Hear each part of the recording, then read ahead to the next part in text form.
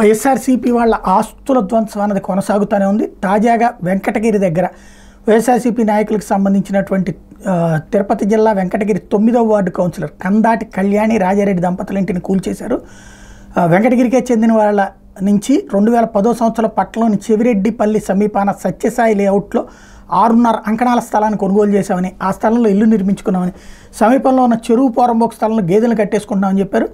ఇంటికి అధికారులు విద్యుత్ మీటర్ ఇచ్చారని, ఇంటి పన్ను విధించారని చెప్పారు. గత ఎన్నికల్లో తాము వైఎస్ఆర్సీపీకి అనుకూలంగా పనిచేశామని అక్కస్తో కూటమి ప్రభుత్వం ఏర్పడినప్పటి నుంచి కక్ష సాధింపు చర్యలకు పాల్పడుతున్నారని చెప్పారు.